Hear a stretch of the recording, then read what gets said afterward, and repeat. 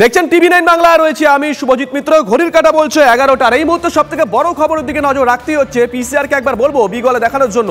এই মুহূর্তের বড় খবর নিঃসন্দেহে এই মুহূর্তের বড় খবরের দিকে নজর রাখতেই হচ্ছে। সংসদের অধিবেশন বয়কটের সিদ্ধান্ত গৃহীত হলো না ইন্ডিয়া জোটের সংসদীয় দলের নেতাদের বৈঠকে। বড় খবর, সংসদের অধিবেশন বয়কট নিয়ে বিরোধীরা ঐক্যবদ্ধ, এমনটা একটা ছবি ধরা পড়েছিল সকালে। একাংশের প্রস্তাব ছিল শীতকালীন অধিবেশন বয়কট করা হোক।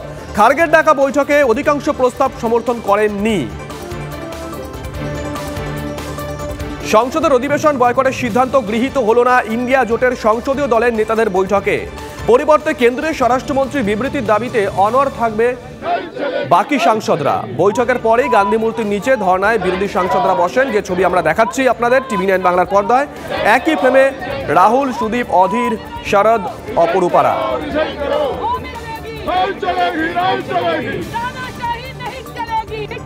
জ্যোতির্ময় আমাদের সঙ্গে রয়েছেন, আমাদের সহকর্মী। জ্যোতির্ময়, একটা ছবি তো আমরা দেখছি ঐক্যের ছবি, কিন্তু বৈঠকের সিদ্ধান্তটা ঠিক কি হয়েছিল?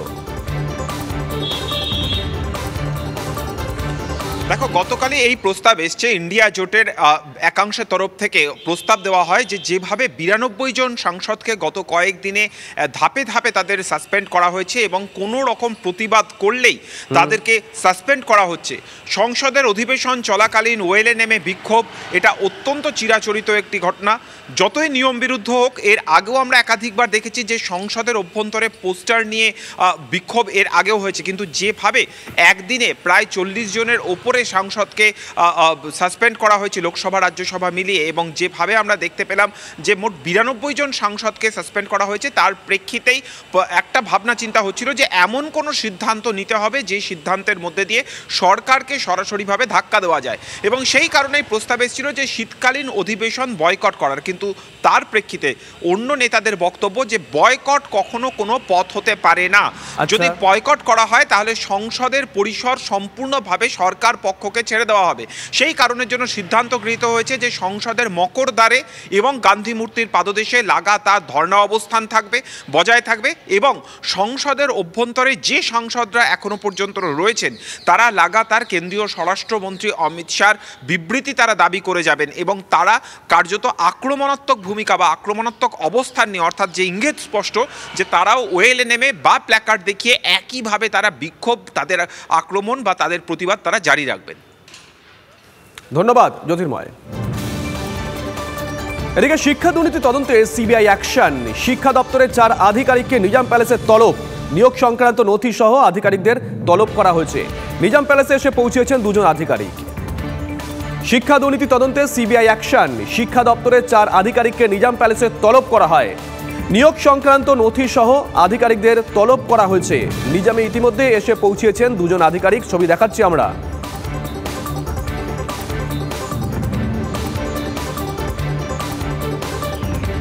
এই মুহূর্তে সেই ছবি দেখাচ্ছি। 4 জন আধিকারিককে তলব করা হয়েছে, তার মধ্যে 2 জন এসে পৌঁছেছেন নিজাম প্যালেসে। তাদেরকে জিজ্ঞাসাবাদ করবেন কেন্দ্রীয় তদন্তকারী সংস্থার আধিকারিকরা। ঠিক কি জানতে চাইছেন সিবিআইয়ের আধিকারিকরা, কেন এদেরকে তলব করা হয়েছে? সুমন আমাদের সঙ্গে রয়েছেন, আমাদের সহকর্মী সুমন।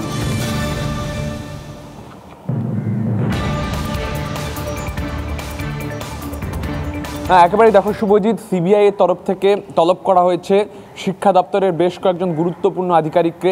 এছাড়াও বিভিন্ন জেলার শিক্ষা দপ্তরের যারা আধিকারিক রয়েছেন, অর্থাৎ ডিআই অফিস থেকে কিংবা ডিপিএসসি থেকে, এদেরকেও কিন্তু তলব করা হচ্ছে। যেটা মূলত জানা যাচ্ছে যে এসএসসি সংক্রান্ত বিষয়ে তাদেরকে ডাকা হয়েছে এবং তাদের কাছ থেকে পার্থ চট্টোপাধ্যায় তৈরি করা হাই পাওয়ার কমিটি সম্পর্কে তথ্য সন্ধান করা হবে।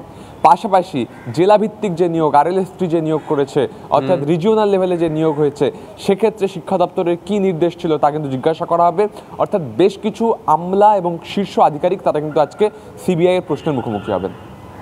নজর থাকবে সুমন, সঙ্গে থাকো।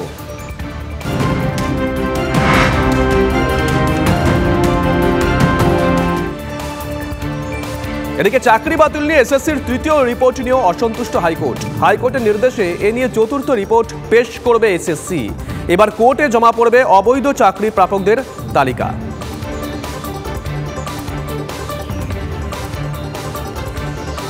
সুমন আমাদের সঙ্গে রয়েছেন, আমাদের সহকর্মী। যাবো সুমনের কাছে। সুমন, আমরা গতকালও দেখেছিলাম আদালতে কার্যত তোপের মুখে পড়তে হয়েছিল এসএসসি কে। এখন এসএসসি ঠিক কি করবে, কি পদক্ষেপ নিতে পারে এসএসসি? দেখো কালকে কোর্টে যে বিষয়টা ঘটেছে, এসএসসিকে বলা হয়েছে যে আপনারা কিছু কি লুকোতে চাইছেন, কেন লজ্জা পাচ্ছেন তথ্য দিতে। দেখো এসএসসির একেবারে সূত্র মারফত আমরা যে অন্দরমহল থেকে যে খবর পাচ্ছি, এসএসসি কিন্তু একটা স্ট্যাটিস্টিক্যাল অর্থাৎ পরিসংখ্যান রিপোর্ট পেশ করতে চলেছে কোর্টের সামনে। একটা হলফনামা দেওয়া হবে, সেই হলফনামায় থাকবে যে কতজন ঠিক অবৈধ রয়েছেন, যা এসএসসির হিসেবে রয়েছে। এসএসসি এর আগে শুধু র্যাঙ্ক জ্যামের হিসেবটা দিয়েছিল, এবার কিন্তু সিবিআই রিপোর্টের প্রায় সমতুল্য ওএমআর সিটে যে বিকৃতি বা জালিয়াতি হয়েছে, সার্ভারে যা হয়েছে সেই সংক্রান্ত রিপোর্ট পেশ করবে। সংখ্যাটা কিন্তু বিভিন্ন ক্ষেত্রে, 9-এর ক্ষেত্রে কার্যত হাজার ছবে, 10-এর ক্ষেত্রে সেরকম, 11-এর ক্ষেত্রে, অর্থাৎ ঠিক কতজন অবৈধভাবে চাকরি পেয়েছেন তার সংখ্যাটা কত, তাদের তালিকাটা কি, এবার কিন্তু এসএসসি কোর্টকে তা জানিয়ে দেবে। নজর থাকবে সুমন, নজর রাখো। আর এবার সরাসরি নজর রাখতে হচ্ছে সংসদের দিকে। फोटो मार्क करके ऐसे अपमान कर रहे हैं लोग। इसको सबक सिखाया है। जो लोग हारे हैं चुनाव में, जो बुरी तरह से हार गए हैं, वो लोग ऐसे व्यवहार कर रहे हैं। ये जो जनता ने, भारत के जनता ने माननीय प्रधानमंत्री जी का नेतृत्व को स्वीकारा है। ऐसे व्यवहार करने से अभी जो इधर उधर चुन के आ रहा है 2-3 राज्य में, उधर उस राज्यों से भी इन लोगों को लोग फेंक देते हैं सर। ये जो कर रहे हैं, ऐसे जो मार फोटो ला रहा है, ये तो मैं पूरा खंडन करता हूँ। पूरा सदन इसको खंडन करता है सर। तो और मैं आपसे रिक्वेस्ट करता हूँ, जो ऐसे फोटो लाया है उन लोगों से कार्रवाई होना चाहिए सर। मान्य सदस्य प्लीज आसन में विराजें, प्रश्नकाल चलने दें। सदन की कार्रवाई आज 12 बजे तक के लिए स्थगित की जाती है।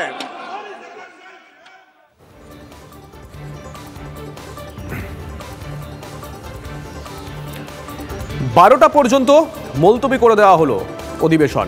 এখন বাজে 11:06। এই মুহূর্তে বাইরের ছবি আমরা দেখাচ্ছি। আজকে ইন্ডিয়া জোটের চতুর্থ বৈঠক, তার আগেই বিরোধী সাংসদরা একযোগে প্রতিবাদ বিক্ষোভে সামিল হয়েছেন। রাহুল গান্ধী রয়েছেন সেখানে, আমরা দেখতে পাচ্ছি, আমরা দেখছি শারদ পাওয়ার রয়েছেন, সুদীপ বন্দ্যোপাধ্যায় রয়েছেন, অপরূপা পোদ্দার রয়েছেন।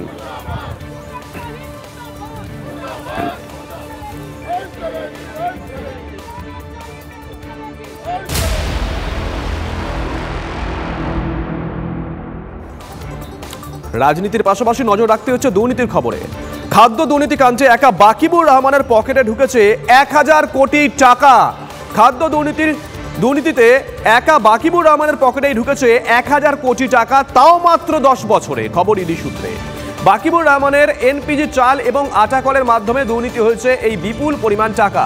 দিল্লিতে রিপোর্ট পাঠিয়েছেন তদন্তকারী আধিকারিকরা। খবর ইডি সূত্রে। ধান কেনার নামে সরকারের কাছ থেকে 450 কোটি টাকা আত্মসাৎ করেছে বাকিবুরের মিল।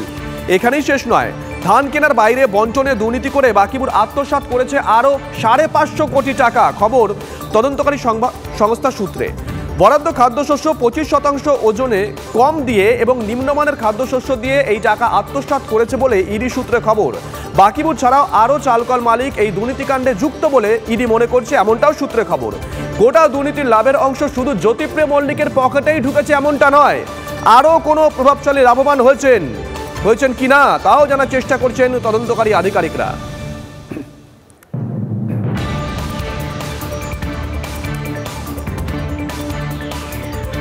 বেশ কয়েকটা রাজনৈতিক প্রতিক্রিয়া আমরা পেয়েছি, কে কি বলেছেন পরপর শোনাবো। ঘনিষ্ঠের ঘনিষ্ঠ তার যদি 1000 কোটি হয়, তাহলে ঘনিষ্ঠ জ্যোতিপ্রিয় মল্লিকের কত, যিনি খাদ্যমন্ত্রী, আর তার উপর কালীঘাট, সেখানেই বা কত। 25-75 ভাগ করলে দেখা যায় অন্তত 3000 কোটি কালীঘাট, 1000 কোটি যদি বাকিবুর হয়। এ তো বাকিবুর প্র্যাকটিক্যালি একজন এজেন্ট, তার কাছে 1000 কোটি টাকা। তাহলে এরম আর কত বাকিবুর এখনো তদন্তের তলায়, ফাইলের তলায় লুকিয়ে আছে, সেটা এখনো জানা যায়নি। এ ভয়াবহ। আমি দাবি করব যে ইমিডিয়েট এর সলভ করে যারা আসল অপরাধী তাদেরকে ইমিডিয়েট শাস্তি দেওয়া হোক।